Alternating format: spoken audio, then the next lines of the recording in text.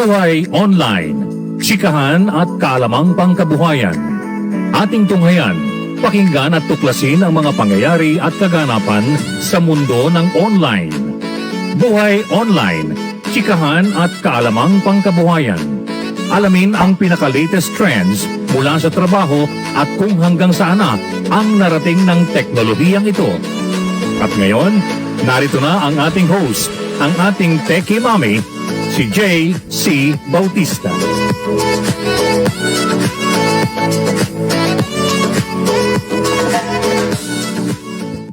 Hi, good morning. Happy Thursday, everyone. Hello, we're back po dito sa Buhay Online. Of course, ang inyong lingkod, Jaye Bautista here po, na nagbibigay ng mga kaalaman or the latest trends and the latest things that are happening, and of course, the latest things that are affecting our lives, especially, of course, ng technology, no? So, it's still raining po. Malakas pa rin ang mga ulan at patuloy pa rin umuulan dito sa Pampanga, and hopefully sa Marikina where my sister lives and my brother ay hindi na masyadong umuulan kasi talaga namang yung baha ay ayaw huminto rin, you know. But anyway, of course, lately, ang laman ng news, of course, Olympics, at the same time naman din yung Delta variant na virus na ito. I mean, I'm not so sure kasi dahil marami pa rin palagi may mga fake news na lumalabas. But then, ano ba yung mga talagang facts about that? That they're saying that this is more dangerous. They're saying that this is more lethal. They are saying that the transmission is faster. Talaga bang ganun? Kasi sinasabi nila or expecting a worse wave of the virus because of these new variants. Specifically itong Delta variant. Nasabi nila na yung bakuna daw ay hindi effective against tong Delta variant. Pero sabi nila syempre, mas importante, mas mabuti na bakunado because at least you have a layer of protection against the virus, any virus na yan, whether yung COVID-19 or yung variant. Kasi pag magkaroon ka ng COVID, makaka-recover ka na mas madali, right? Because actually, of course, sa akin kasi this issue is very, very close to my heart because I already have like 5 friends who have died from COVID, and they're not really old people. Hi Jake, good morning Jake. And kasi,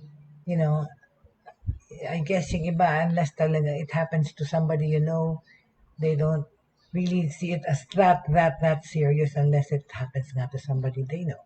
And for me, dito sa Philippines tsaka sa Amerika, meron ako mga namatay na friends because of COVID. At the same time, I also have quite a few friends, actually more than few. Well, hindi naman marami, but I already know for a fact that they had COVID and they weren't intubated, hindi sila kailangan umabot sa ganun na ini-intubate, saka dinedextrose and all. Sa bahay na lang sila nagpagaling for 2-week quarantine. And through medicine lang, kasi hindi sila serious cases. And nowadays nga talaga, yun, pag na-diagnose na positive, hindi naman lahat ino-hospital. Kasi nga, pag hindi severe case, wala lang ang mga hospital beds di ba? Kaya, yung mga asymptomatic or yung mga mild lang yung case ng mga symptoms ay pinapauwi at sinasabing uminom ng paracetamol, vitamin C, flush it out the first system para mawala yung lagnat, and not for anything sa hindi naman sinasabing endorse or what, pero it really works naman yung linwa. Ito yun, itong linwa na medicine na to, I take it, Linwa, this is the Chinese medicine na, pero nabinibenta na to, I think. But I already know of, di ba, two politicians have endorsed this, di ba, si Benhar Abalos, yung buong family niya, and the sister is my friend, si Maria Abalos, and of course, Unfortunately, his mother passed away with COVID. But gumaling sila. Tsaka yan, nag-take sila ng linma. And I have relatives and friends who also took that, Ako, sandali. Pasensya na, may tawag dito. I will just...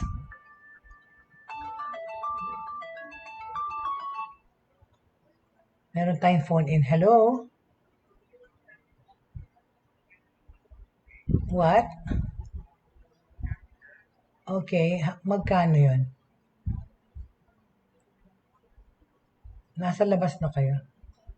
Okay, alright. Okay, thank you. Hello, sorry. Pasensya na. I'm so sorry because there's nobody here.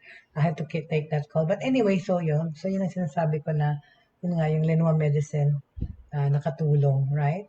Anyway, so we're still on the subject of technology and how it's affecting our lives, how it affects our lives, okay?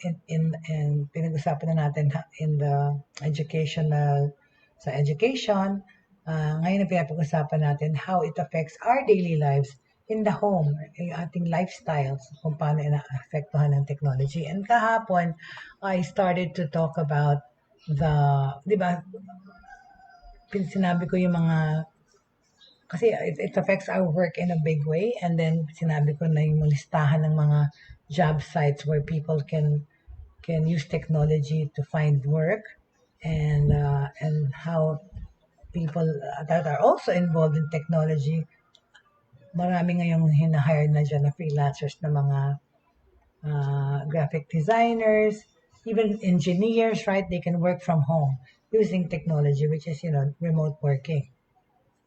Pero pinag-usapan din natin, right? Yung tungkol, okay?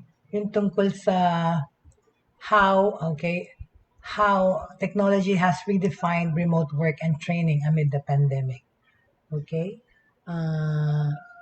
Could you excuse me for a little bit because I just have to tell yung kasama ko dito sa bahay na ang delivery niya ay nandito na. Pasensya na.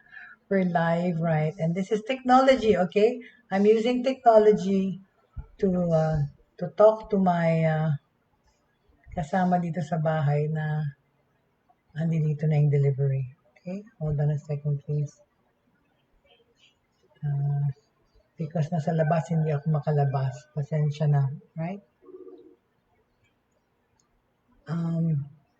See, we're using technology. Technology is so convenient. Anyway, the delivery is there. I'm doing a show.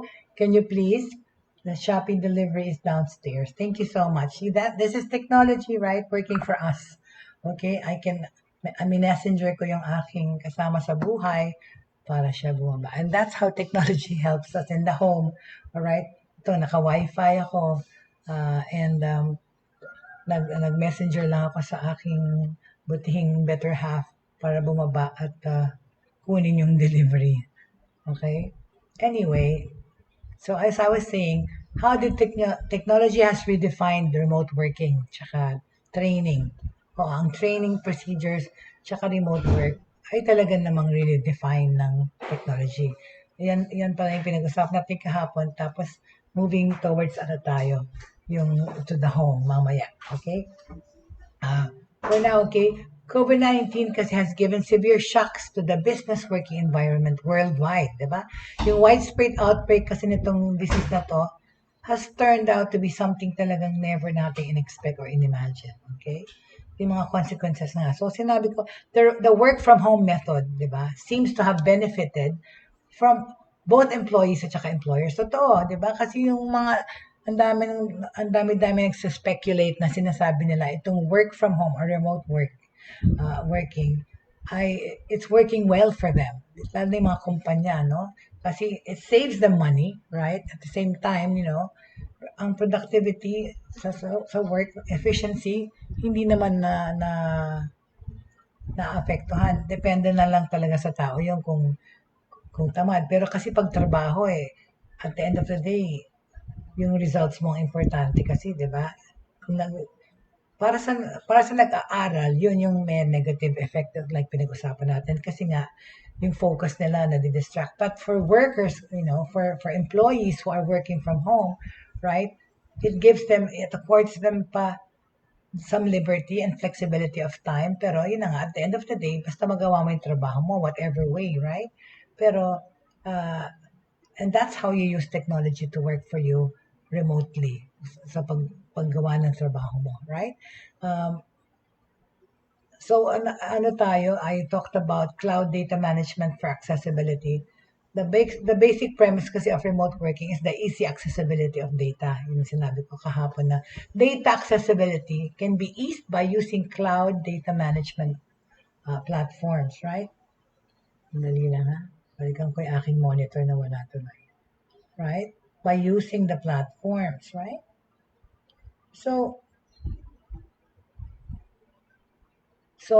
nililipat na. Hello there, Asher Ford.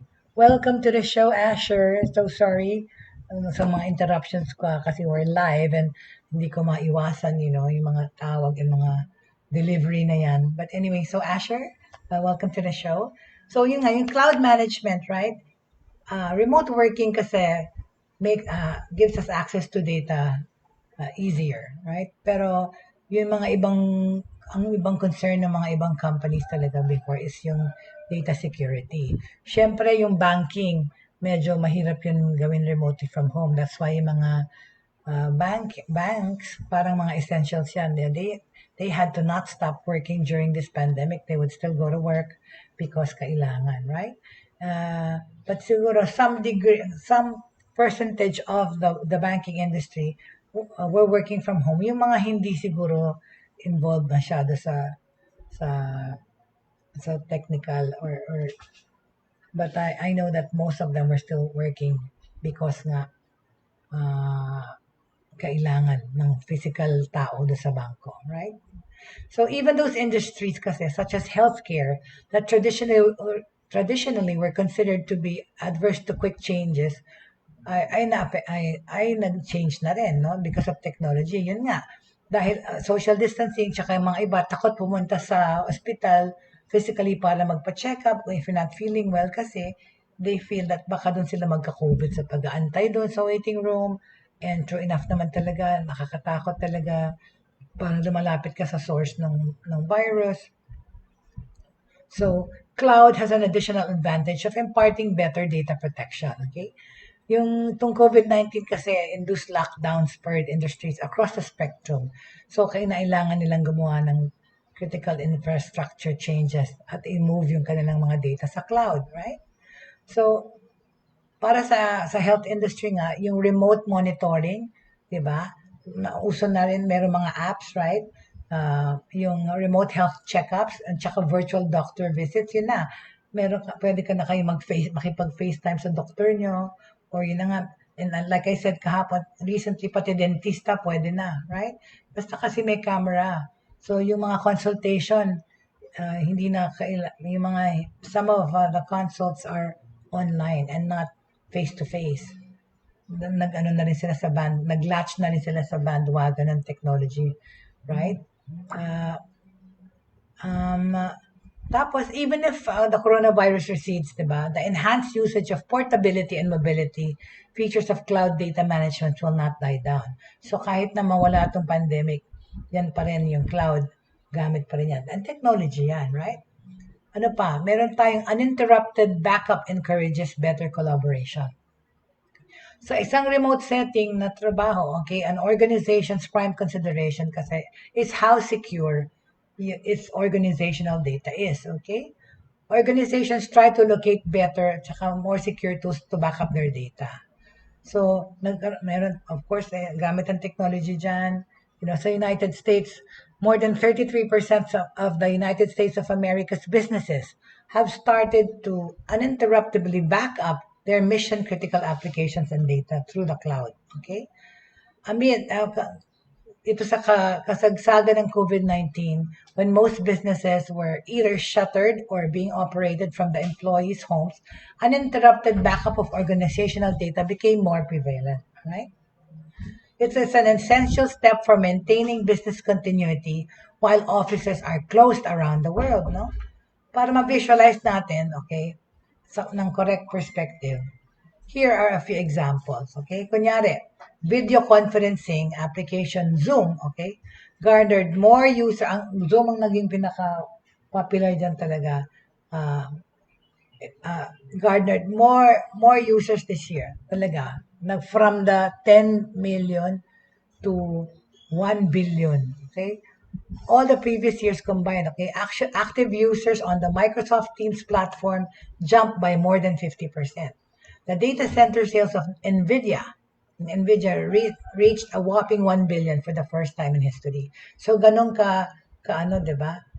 Ang paggamit ng cloud at paggamit ng Zoom, nag-proliferate naman talaga yan last year. Tumaas talaga kaagad yung number of people using it. The increment in the usage of cloud-based collaboration tools is only happening because ang technology has provided a way to continuously back up data via a safe platform, right?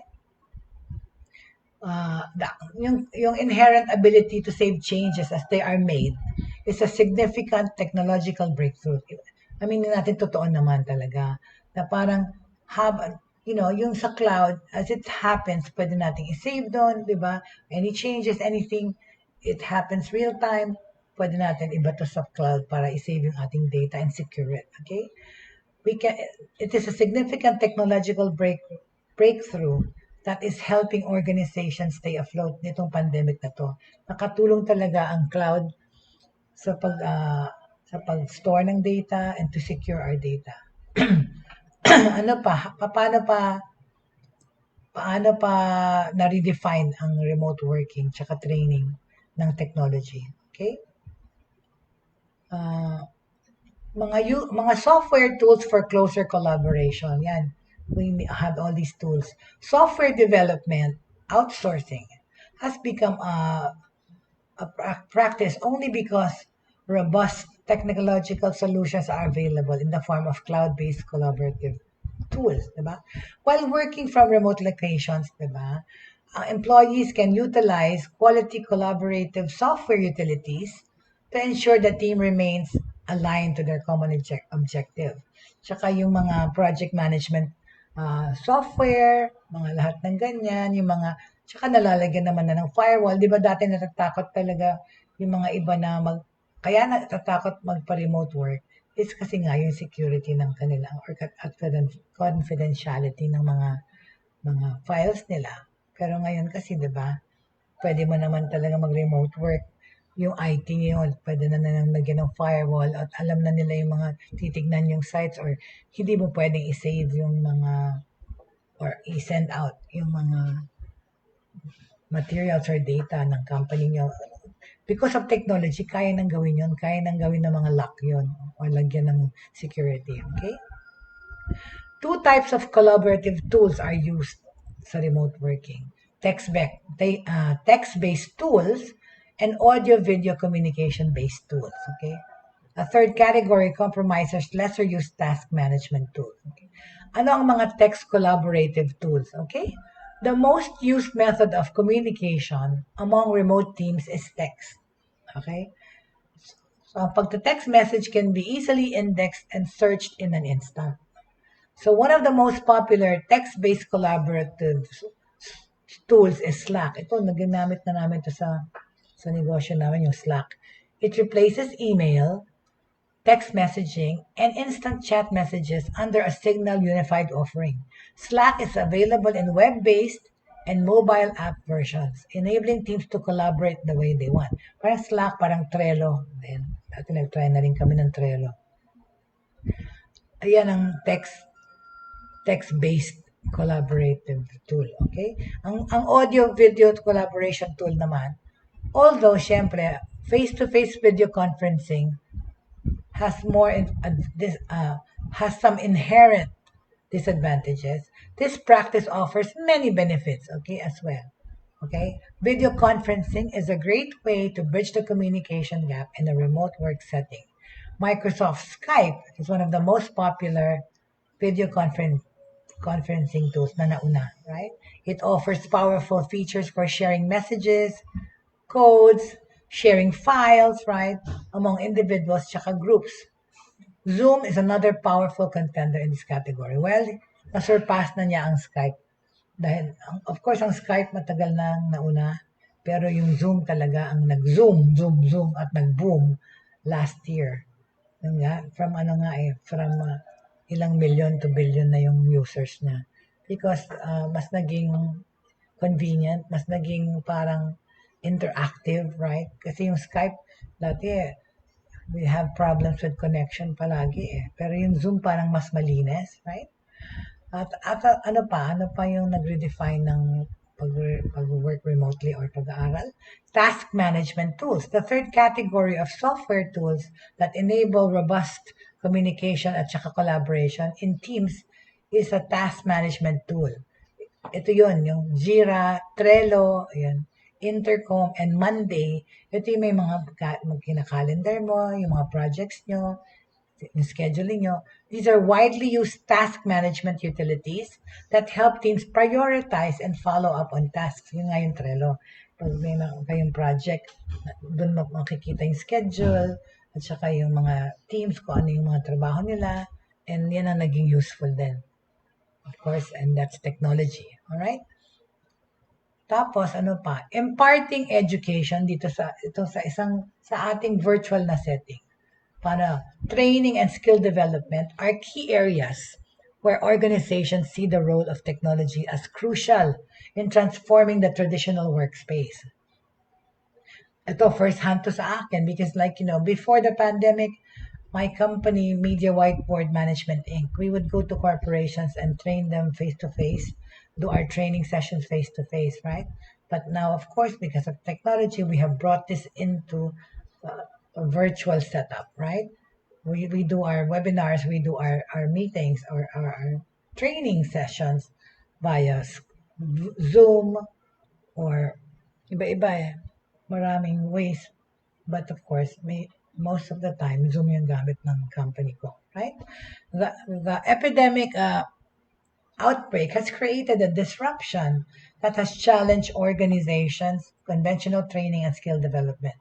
Additionally, those training programs that initially were planned to be delivered in an in-person environment needed to be reimagined in a virtual setting. But that's the thing nowadays talaga yung creativity at yung team mo na to transpose everything to digital ay na-challenge, right? Kaya nga, yung mga medyo tech savvy ang naging very, very useful in this pandemic sa workplace, right? At saka sa bahay. The biggest challenges is ensuring employees' engagement and participation in a virtual learning environment. Exactly. We tried that. I was a consultant, Marcom consultant for ASHI. This is a nonprofit organization that gives low income families. They give them funding. They provide funding for startup negosyo para sa mga low income families na nangangailangan. They're subsidized by of course donors and sponsors. It's called ASHI, right? And doon, we were doing training because they have headquarters all over the Philippines. And we were doing an English mastery training program. And we tried it on Skype. Pero yun talaga yung connectivity sa Philippines kasi masama yung internet. Not all areas have good Wi-Fi and mabilis na internet. So, medyo nag-fail yung virtual namin classrooms kasi we wanted to teach and train everyone sabay-sabay na naka-Skype kami sa iba-ibang headquarters. Pero ang gulo at saka ang ingay, tsaka yun nga, yung iba hindi nila marinig yung lecture ko because the connectivity was suffering. Nag-freeze or nag-garalgal, choppy yung audio, right? So, it was very hard technically to wing that, 200 offices or so. Or tinry nga lang namin 5 or 10 headquarters lang muna ang sinali namin dun sa bawat session. to see nga how effective it could be, but it sort of failed because of the connectivity, right? So, uh, an in-office working environment offers physical interactions as one of the most crucial aspects of imparting quality training and education. Eh dahil nga ngayon, 'di ba? Nasa pandemic tayo, tsaka yun na nga, naka-lockdown na naman halos ngayon and hindi pa allowed siguro yung mag-train, pumunta doon para mag-train physically. In the meantime, we have to deal with virtual realities, right? The availability of virtual reality, VR, and augmented reality means it is now possible to impart education in a stimulating environment, tsaka simulated environment that can motivate people to learn in their homes. Okay? So, yun doon. So, kinailangan, of course, mag-upgrade ng mga gadgets o gamit mo. Yun na nga, ang unang-una dyan is connection. Dapat mahusay ang internet, dapat mabilis, okay, efficient yung internet nyo. Because that has a lot to do with making technology work for you, especially if you're working from home. Pero yun nga rin, and if you're training virtually like we do, yung company namin, we make sure na ang connections are good because it will just leave you frustrated yung mga na nag-attend ng seminar mo or training kung naghahanghang yung internet or nag-freeze or they lose some of the information because nga choppy yung audio. So it's really important that you have the right facilities and the right connections to wing working at home or studying at home for that matter, okay? Emergencies, natural disasters, pandemic, and global crises are difficult to predict.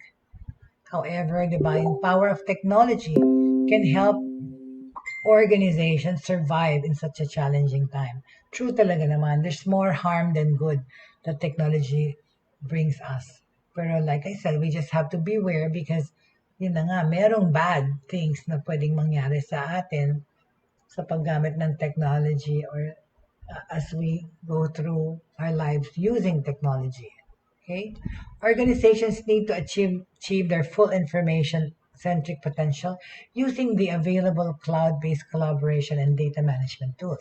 Para to sa mga opisina, right? Businesses. Only the implementation of emerging technologies can guarantee data access and relevant applications in a remote setting with cost and time efficiency. Ang coronavirus kasi is a wake-up call to technology-averse organizations to join the digital bandwagon.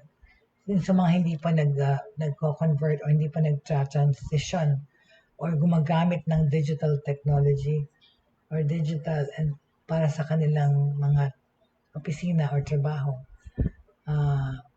Because especially in this pandemic, adaptation is the key to survival. We have to adapt, right? We have to live this new normal. Otherwise, we won't survive. And is it fair to say that talagang wala tayong choice but to be dependent on technology? I think so to a certain degree, right? Because really, technology is making it convenient to survive in this pandemic. Okay, so tapos na tayo dun sa binigay ko na yung may nag-text sa akin din tungkol sa mga trabaho, yung mga na-miss nila kahapon. Well, you can please go to our YouTube channel, Broadstreamcast Communicators YouTube channel, where my episode yesterday is already there. Naka-file na po doon yung August 4 ko na broadcast kahapon where I gave the list of the online job sites where you can apply for a job online. Marami yun. Mga 15 yata yung nasabi ko sa listahan, which are noted and still existing na mga kumpanya, mga parang headhunters or job placement yung iba, but yung iba naman talaga, you just have to register there, make your profile, and be visible out there online so that people can hire you or want to hire you. Okay? All right. So Okay, because we just winded up talking about uh, how technology has redefined remote work and training amidst this pandemic. Okay, so now, ngayon, ang papag-usapan naman natin, segue to that is, okay, I'm going to give common sense ideas about the use of technology at home. All right, so the generation of parents with children, okay, in school, the generation of parents with children in school now are essentially the pioneers of raising children in a digital age. Totoo naman, okay? We are raising our children in a digital age. True. We are digital immigrants to our children who are digital natives, okay? Most of us were raised in a period without tablets, without smartphones, without laptops, or even the internet. So there is no body of knowledge, wisdom, or experience passed down from previous generations for us to refer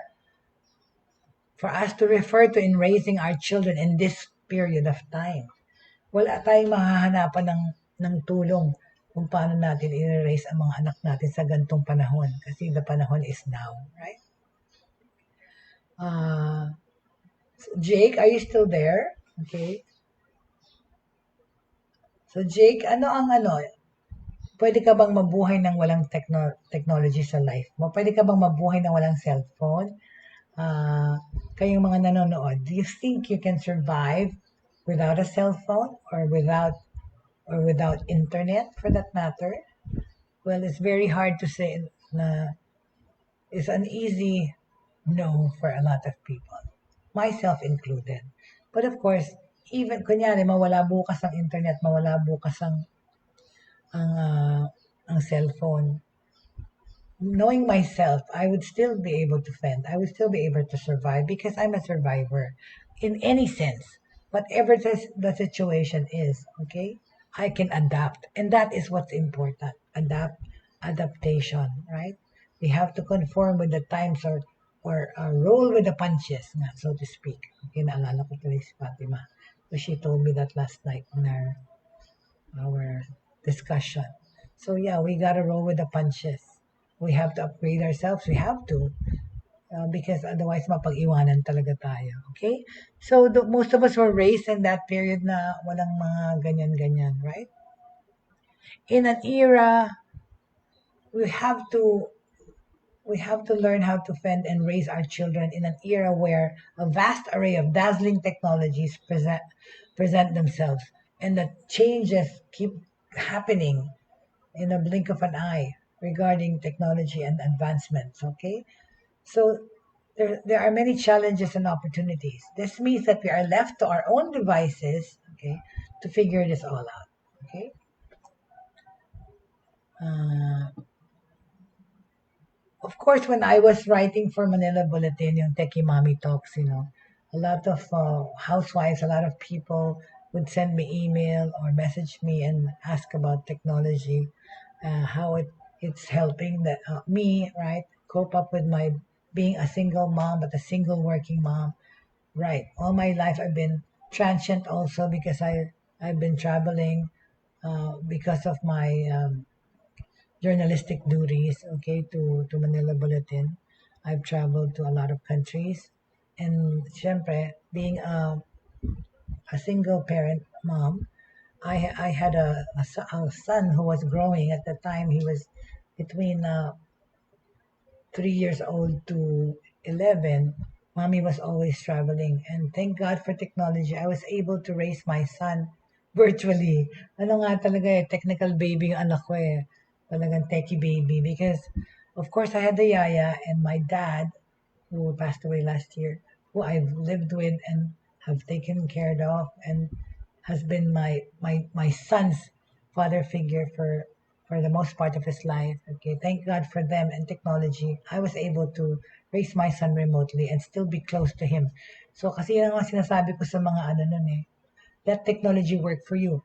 I mean, every time I'm abroad, I would always make sure, especially if I'm abroad for medyo lengthy period of time because may project ako sa America or somewhere else, I would make it a point to tell my son, at the time he was like 6 or 6 or 7, to go online on Skype. Mommy will call you. When I was in Europe, sabi ko 6 hours behind.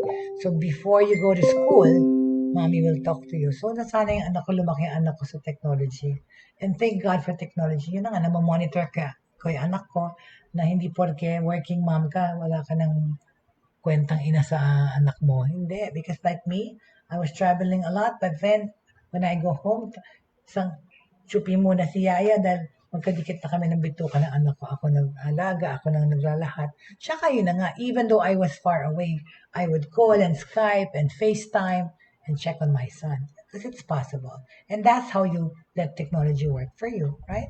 So, it's not easy for a lot of people, a lot of parents, right?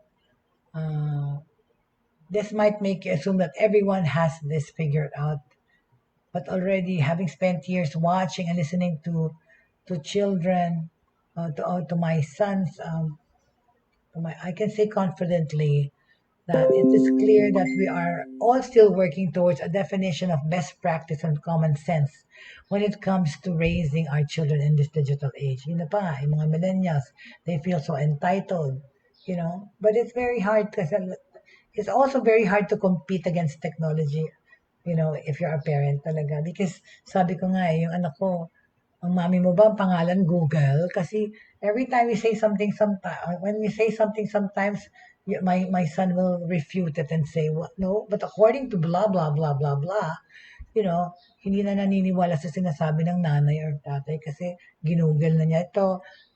I've searched it. I studied on it. I did a search, blah blah blah. This is what they said. So because did you verify what you read? Did you verify what you saw, what data or information that you got? And you will say, yes, ma, I know better.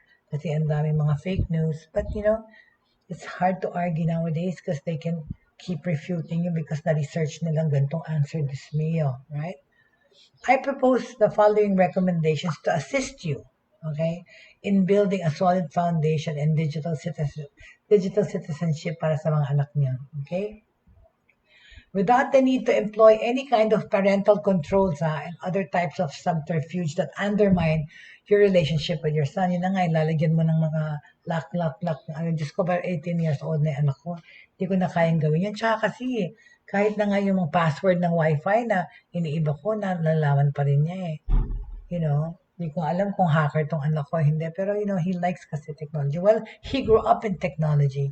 He grew up with Techie mommy, right? So, every time, we review gadgets, we were sent toys to review. Lahat ng technical things, yung anak ko grew up with that around him. So, no wonder, he's interested in technology and studying IT, information systems. So, wag lang nag-aaral ng ganun para maging better hacker, ha? But anyway, talaga, hacking is a skill. Remember, one of the goals is to help your kids develop self-management skills that will allow you to trust them to make smart choices in the use of technology, okay? Kaya nga, huwag aabusuhin, which is nangyayari naman in most houses na may wifi eh, di ba? Yung mga anak natin, wala, nagpupuyat. I was just like last night, I was just yelling at him at 2 o'clock in the morning because I could hear him laughing and talking to somebody from his room, okay? And I said to him, it's already morning. Tama na yan, patayin mo na yung computer mo. Pero yun na nga, we just have to let our kids know that there is a limit to when and how they can use the computer. Start having conversations about technology, okay? From the moment you start letting your children touch technology. Tama yun talaga. Talk to them about the implications or what to expect from being involved or eventually, if it gets worse, maging addicted to technology, right? Frame conversations about their use of technology wherever possible with the expressions like trust, responsibility, self-management, and making smart choices to help them internalize the concepts, okay? Tapos, ang importante, i-reinforce nyo yung language that your children are already used to hearing at school to assist in explaining why some things to explain why some things are okay and and others are not. Employ words such as appropriate, inappropriate when explaining why you're not allowing them to play certain games. Look at certain websites, watch certain movies, or listen to certain songs. All right. Tapos what do you have to do pa? You have to define boundaries as well as place, time, and content. You have to put this content limitations on their use of all devices as well. Okay? As well as their time on the internet by being wary of doing this through parental controls. Okay? Pero hindi na nga niya lalagyan ng mga lock yun eh. Honor system na lang, right? Yeah. Make sure your child has a voice in the process of creating and defining these boundaries and limitations. That's right. Involve your children in it because you guys live together. So make it a point that their voices are heard too. Okay? Make sure your child has a voice in the process of creating and defining these boundaries. You know? Create technology agreements. All right? And creating technology agreements that define the scope of the boundaries and limitations. Okay? And make sure your children are committed sa kanila by allowing them to create the documents themselves with guidance and veto power from you. This will facilitate them taking ownership and responsibility, right? So, make sure na yung anak nyo sees the use of technology in your house. Let him know that it is a privilege founded on trust, so they are motivated to follow the agreements, right? Talaga naman yan, respetuhin nyo naman yung rules ko sa bahay or, you know, just because nagkukulong ka sa kwarto dyan, nandyan ka na lang doing your business with a computer, on all day and probably all night, right? Make sure you see that the use of technology is a privilege founded on trust, so they are motivated to follow agreements, okay? Please make sure of that. Ano pa? Consider creating different technology agreements for consumptive and productive uses of technology, where there is more freedom or flexibility with productive issues, okay? Ano pang kailangan gawin? Make sure all computers are placed in a common area where screens are clearly visible. Okay? So, yun, doon nyo lalagay yung computers sa maraming tao na basta at least kita nyo yung lahat ng you know, kita nyo lahat ng kung anong ginagawa. This not only allows you to see what they're doing, but it also provides precious opportunities for conversations about what they're up to or interested in. Oo, okay naman ako sa same room.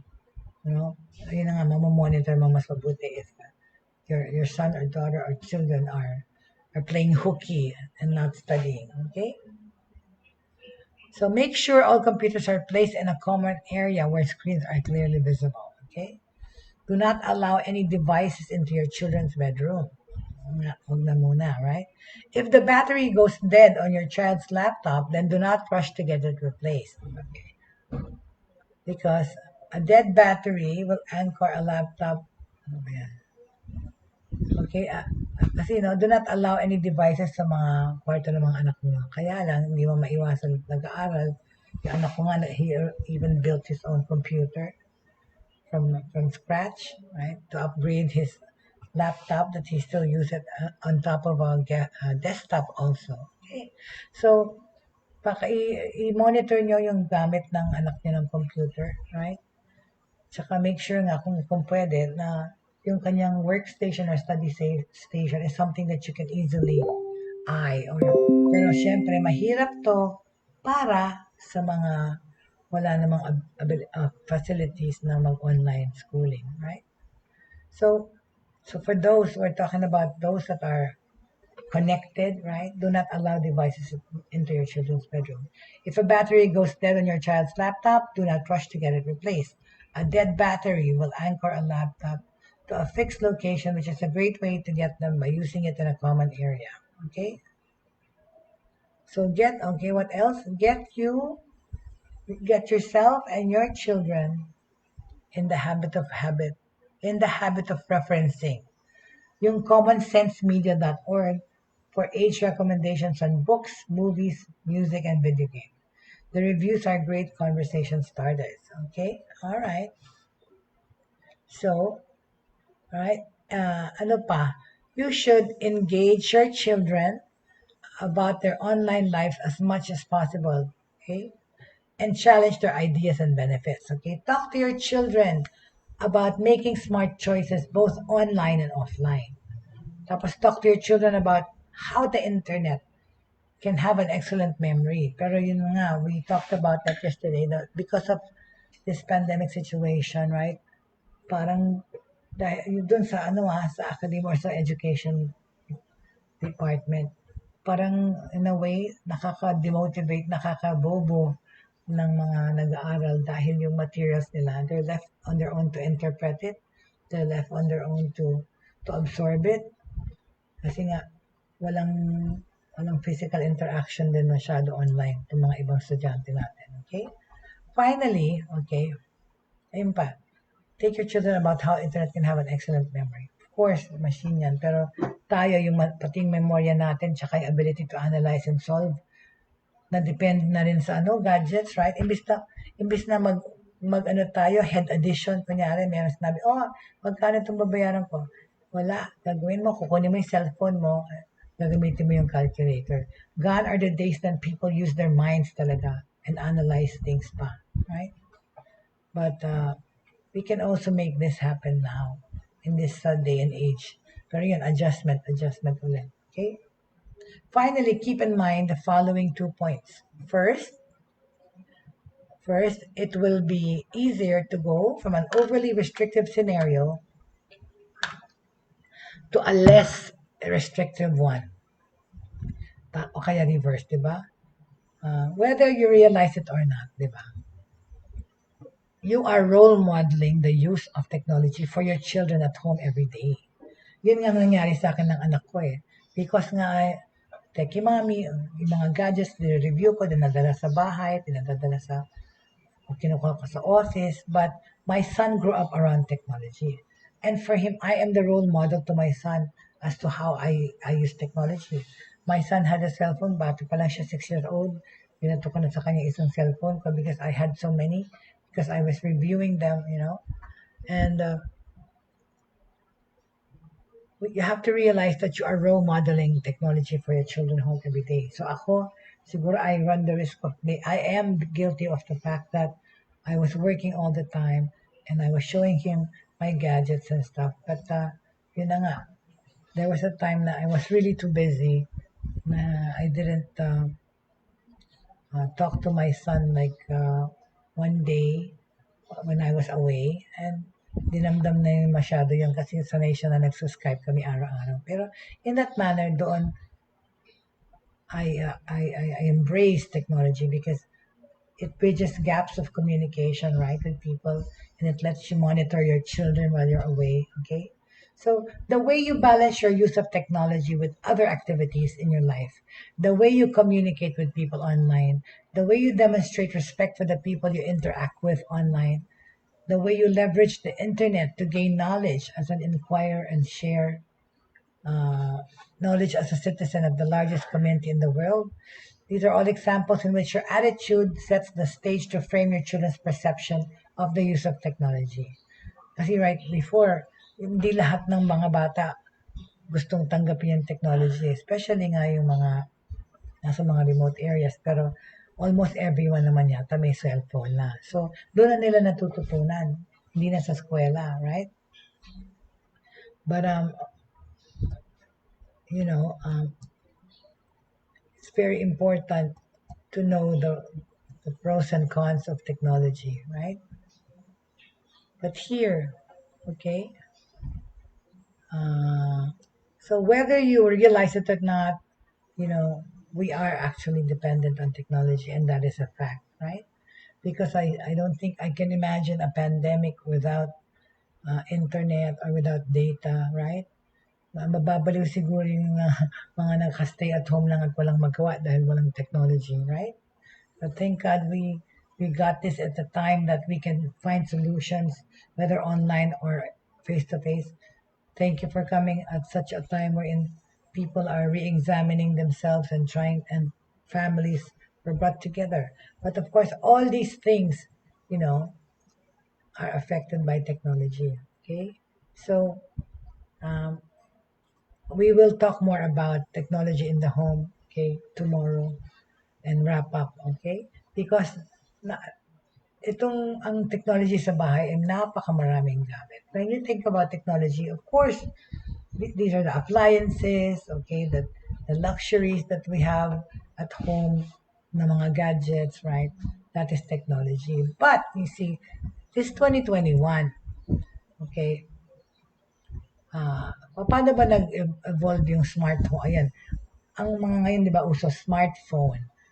Mayroon ng smart home kasi may mga smart TV, smart anything, smart microwave. How did that happen na mayroong mga smart?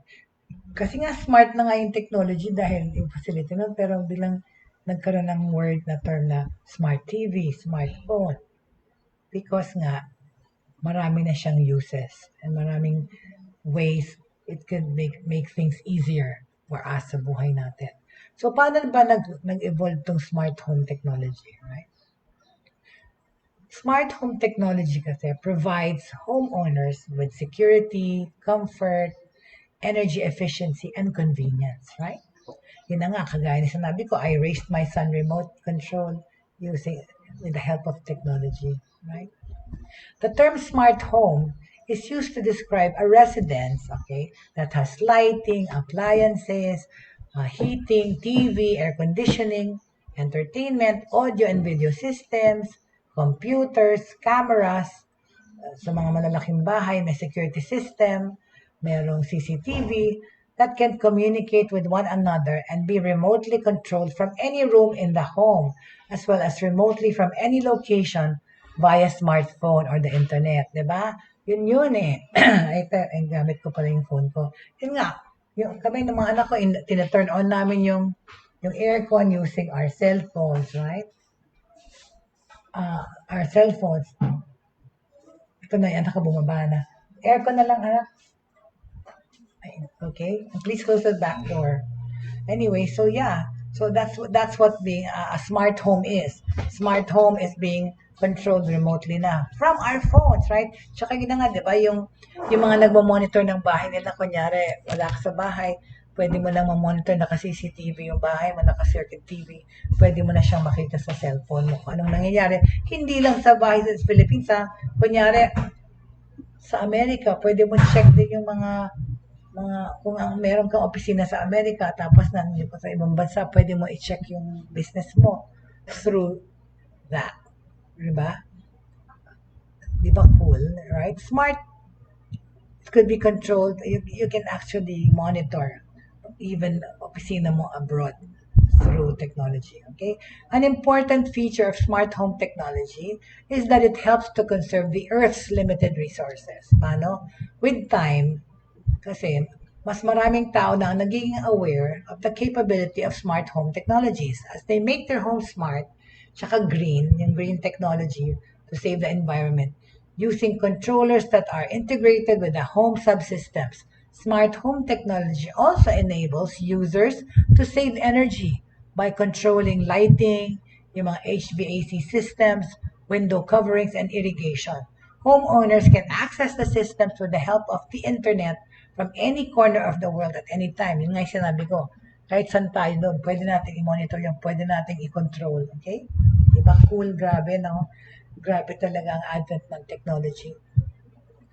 The smart home, mind you, ay hindi bago. Okay? It's not a recent creation. It has been prevalent in the form of a concept among the consumers and industry experts. The smart home concept started with the invention of remote controls, unveiled by Nikola Tesla in 1898. That was Tesla. The early 1900s witnessed the Industrial Revolution, which paved the way for the introduction of the first home appliances, di ba? In 1901, yung unang-unang vacuum cleaner was introduced, followed by the clothes dryers, washing machines, refrigerators, and electric dishwashers. These were not smart appliances, but their introduction was a game changer for the people of the 20th century. During the 1930s, the inventors turned their attention to home automation technologies. But the idea didn't materialize until 1966, when the Echo 4, the first smart automation system, was developed. This device allowed consumers to create computing shopping lists, control the temperature of the home, and turn appliances on and off. Created in 1969, the kitchen computer could create recipes, but the device never became a commercial success due to its price. Yung mga prototype talaga, mga mahal, no? The development of the microcontroller in 1971 resulted in price reductions for electronic devices, making the technologies more accessible. So, habang dumadami, di ba, syempre nagmumura na yung presyo. In 1991, a concept called Geron technology was introduced, GERON technology, which combined gerontology with technology aimed at making the lives of senior citizens, geriatric yun naman yung mga gadget for senior citizens easier. Several new technologies were introduced in this sector during the 1990s. Okay? The early 2000s naman were marked by the rapid increase in the popularity of the smart home technology, smart TV, smart anything. Different technologies emerged and were slowly integrated into the home. Smart homes became smart home gadgets became more affordable because affordable options came about. Tsaka therefore, variable technologies for many consumers. Yan, right? Ang home networking, domestic technologies, and various other consumer gadgets became available at nagmura na. Siyempre, pag umpisa sa beginning, mahal lahat ng bagay, right? Parang ano rin yan, technology, yung ano rin, solar paneling, right? So, umpisa ang mamahal niyan, pero nagmura na rin ngayon. Smart home automation is ubiquitous in the current market. Consumers are now able to control the heating, TVs, lights, doors, and alarms by remote controls and smartphones. Can you please set the table? All right? So, anong future outlook and expectations? Siyempre, smart homes are even developing even more. Smart home technology allows the use of computers to control the basic functions and features of the home, either automatically or remotely. Ang smart home technology po includes either scheduling or automatic operation of heating and air conditioning, as well as yung lighting tsaka security systems. Ang teknolohiya na ito enables mga users to para i-control ang iba't ibang functions using remote control nga. At ang remote control ngayon, nasa sa telepono na natin yung facility na yun, right? With the help of a computer linked to the internet. The internet allows home devices to be interconnected, kaya it enables users to remotely monitor ang kanilang mga bahay, ang kanilang mga buhay, at yung mga appliances na to turn on and off. So with this, on this note, I'd like to end today's episode, right? Of how technology is impacting our lives. As you can see, right? It only keeps telling you one thing. Yes, we are dependent, and yes, it is convenient and it is useful. Oops. But anyway, thank you so much for joining me today. At of course, seeing the new people, sila Asher Ford, and of course my regulars, sila Jake and Rizar, and mga lakap who are watching. Tita Agnes, Tita Primaniago, thank you very much. And those others, I can't see the names. Thank you so much. We're still talking about technology and how it's affecting us. And patuloy po natin yan hanggang bukas. Maraming pong salamat. At sana po magkita-kita pa ulit tayo bukas. And of course, we have YouTube channel for the past episode. Faith, hope, and love, everyone. Please, please, please. Keep faith, hope, and love alive in your hearts. Maraming salamat po. Thank you po sa pagsama niyo sa akin today. Thank you.